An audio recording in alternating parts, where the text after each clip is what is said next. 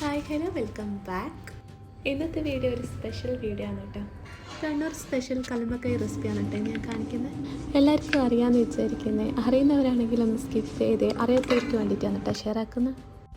ഇനി ഇതാ കല്ലുമ്മക്കായിലൊന്ന് ക്ലീൻ ആക്കി എടുക്കുന്നുണ്ട്.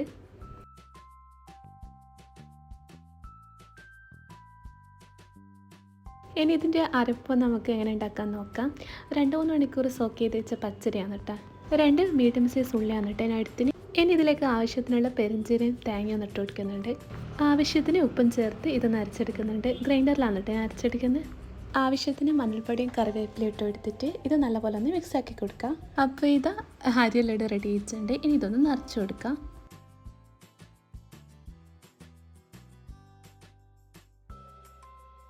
ഈ ഒരു ഷേപ്പിൽ വേണം കേട്ടോ ഇതാക്കിയെടുക്കാൻ.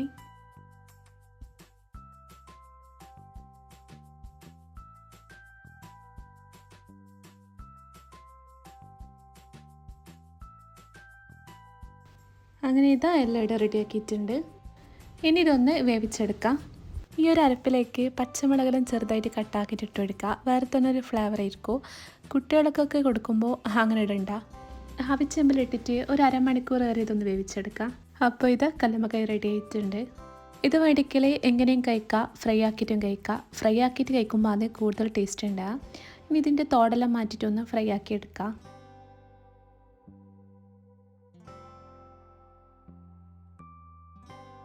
മുളകും ഉപ്പും ഗരം മസാല ഇട്ടിട്ടാണ് കേട്ടോ ഞാൻ ഫ്രൈ ആക്കി എടുക്കുന്നത്. ഇനി ഇതൊന്ന് നല്ലപോലെ മിക്സ് ആക്കി കൊടുക്കാം.